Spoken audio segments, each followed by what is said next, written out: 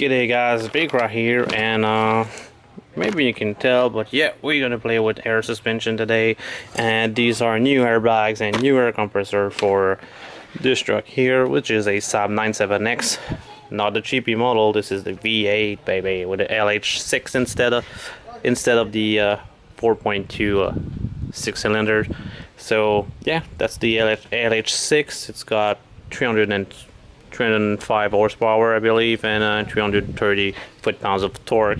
This is an all-aluminum V8. It's the all-aluminum variant of the LY5, if I remember correctly.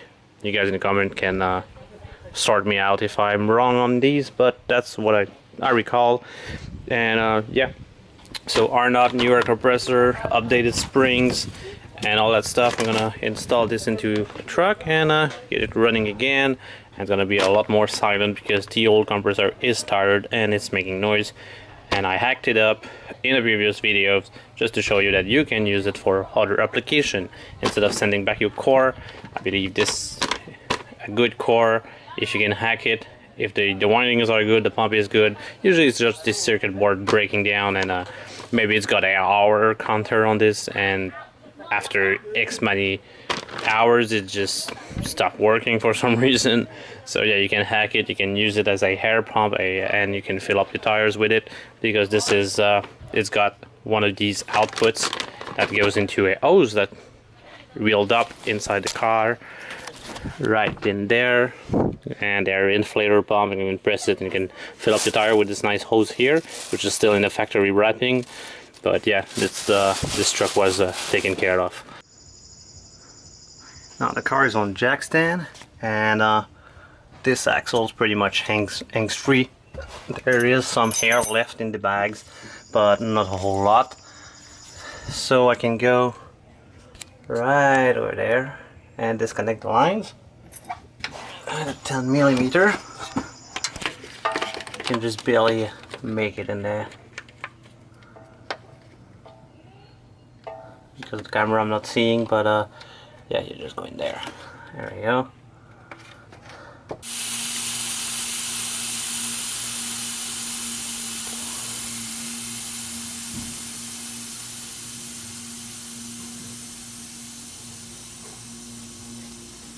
One down.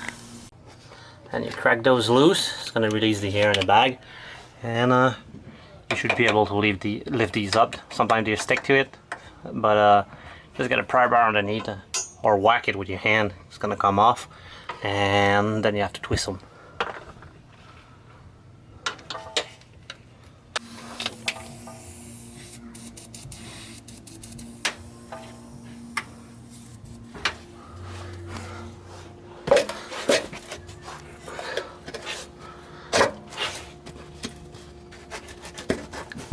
Yeah, I'm gonna need both hands.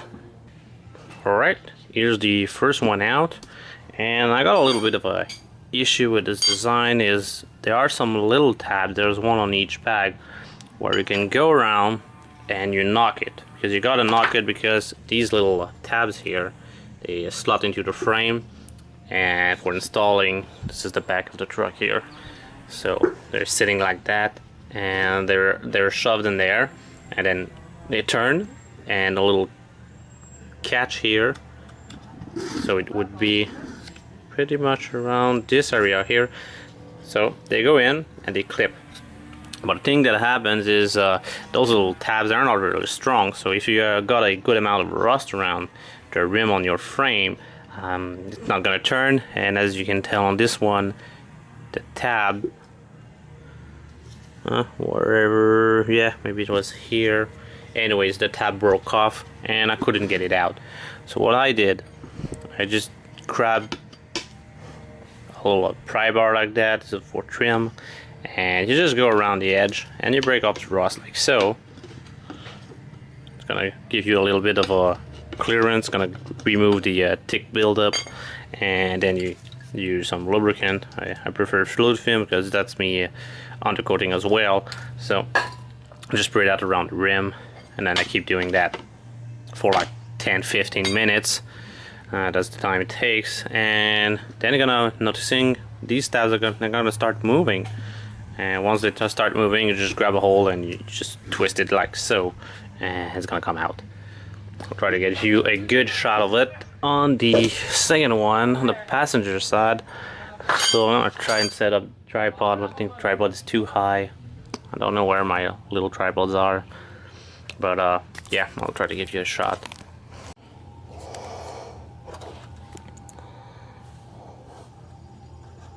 There. So you see the lip here. All you do is you pry it like side to side like that, and it kind of breaks the seal that happened with the rust. See, there's plenty of room in this corner here. See, it's flexing the plastic, and it's getting it unstuck from all that rust. And eventually I'll be able to twist it easily and get it out.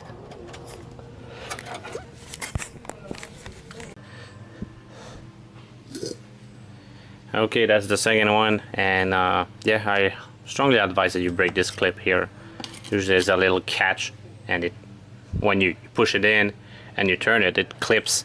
And this is a pine because you gotta press that thing while you rotate the back, and it's already caught in all the rust and all the grime. So yeah, so this one on that side, this is passenger side, sit like so. So this is towards the front. So you just go in there with the pry bar and bam, you break it, and then you can move this freely and use those little tabs. So a little bit of lube and a little bit of a prying, working it around, and you'll get those out. Now for the air compressor, we are behind the rear wheel on the passenger side, and this is the muffler. Right there we got the bolts for it. So we gotta remove those two bolts. We already removed the two air lines going to the airbag on the other side earlier, so we don't have to worry about this time. And these are two 13mm bolts. So we're just gonna get those out, and then we're gonna drop it slightly, just enough to get our hands on the connectors and remove everything. And all the stuff you want to fill up, the blow up tools and all that stuff. But yeah, it goes in there, and then you have to remove this barb and this little connector here, and this one is just a press and pull. You just press on the tab and you pull it, and same thing with the other ones. This is my bolt I put there because this is the modified air compressor. It's not the unit that's usually in there. That's why I don't use these things, and that's why I have this relay here. Well, this is the wire that I had it, and the relay is on the other side. But yeah, if you turn it like that, you have access to all the connectors. Once that is done, you flip it a little bit more, and then you can pull it out like that, and you have it right there. So you see, this is the relay I had it, because the circuit board in this thing is dead, and that's the control wire. I'm gonna keep that for other projects. And now we're ready to get the other one in there. We have to remove these little fittings because the R-nut compressor has a different mount, and you just push the line in there. So I'm gonna remove these little collars.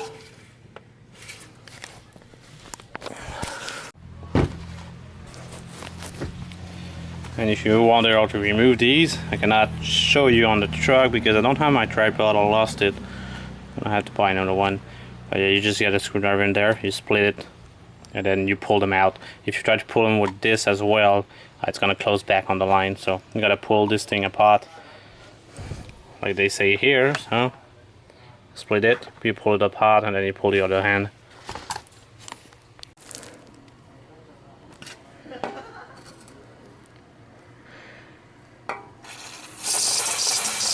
Yeah, I'm gonna clean these up.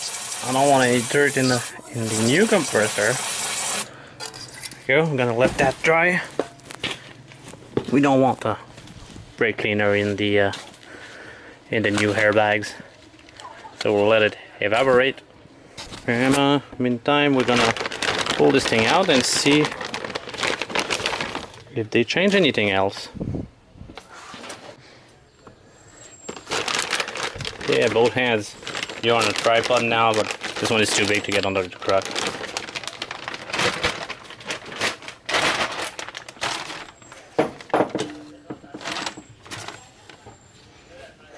So there we go. That's a new unit. Oh yeah. So this is just a push fitting, I believe. Yeah. They replace these, so you don't have to unscrew these things. These replace that older model, which had the little clamp and all that stuff. But this one, you don't have to do that. Everything is already tightened up. It's already good. So all you do is you slip the line in there, and you're done. For now, I'm gonna leave these pins in until it's on the truck. There's this little thing here that clips in there, and this is for when you don't have the air inflator in a trunk. So you got to remove it. It's kind of a weather pack, but it's got block off rubbers instead of the pins and all that stuff. So you just remove it before you put it in there.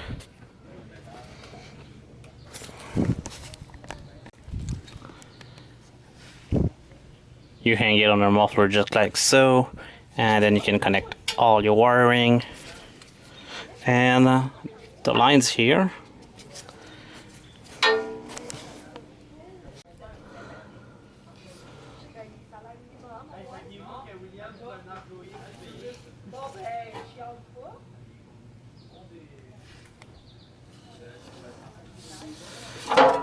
And when you got that done, you gotta raise it up.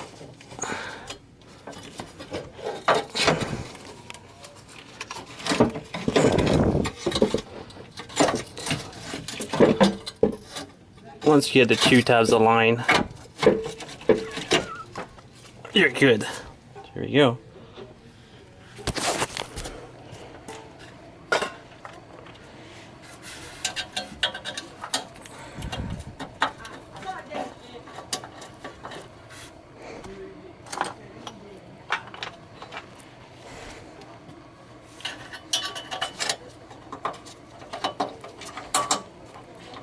There we go.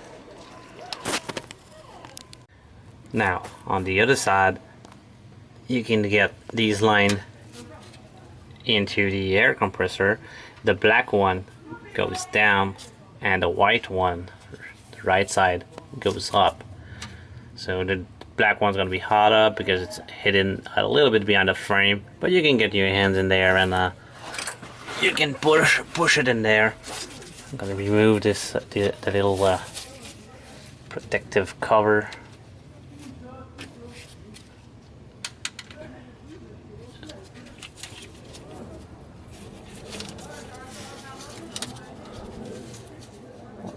See, I'll try to do it without looking.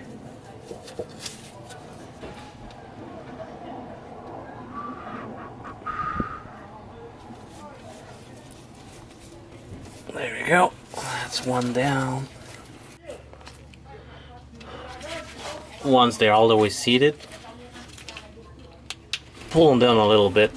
It's gonna tighten the kind of shark bite and the locking mechanism. So it's in there. Now we gotta put the new bags in.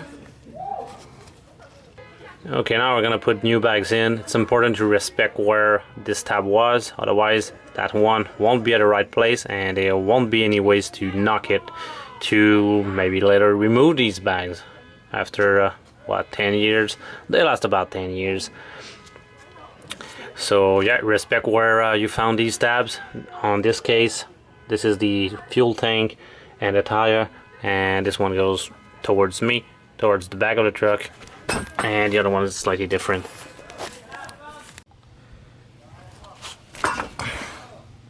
The passenger side has this clip going towards the front. Well, not exactly the front, but the most forward part of the most forward tabs. You see there's 3 tabs. This one goes forward. So here are the new bags. So you just push them in there and then you lock them, and you'll hear a little clip, a little click when the clip falls into its hole.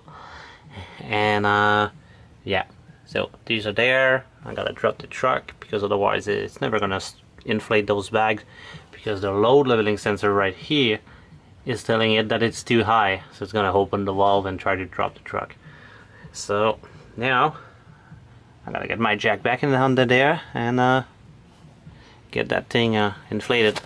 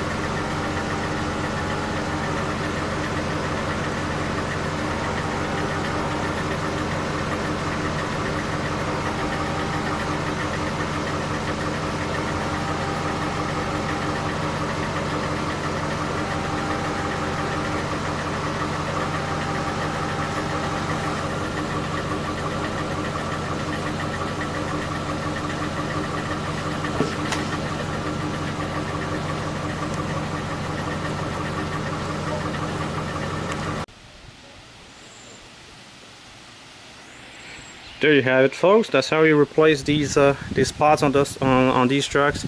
They're the same as the Trailblazers, and except for the interior. The whole interior, soundproofing, suspension, steering is different, but these airbags are the same. The same parts. They share a lot of things in common. And yeah, now all he's gonna have to do is take it back to the body shop and get the front and back bumper bars resprayed, as well as the hood or bonnet, so that it's gonna be totally clean. And then swap out these ugly wheels for the OEM wheels. They got some nice 18-inch wheels on there, and they really make the truck better, because this makes the truck look cheap, and it's not a cheap car. It's well over 50 grand mark when it was new. So there you have it. Hope you have a nice one, and thanks for watching.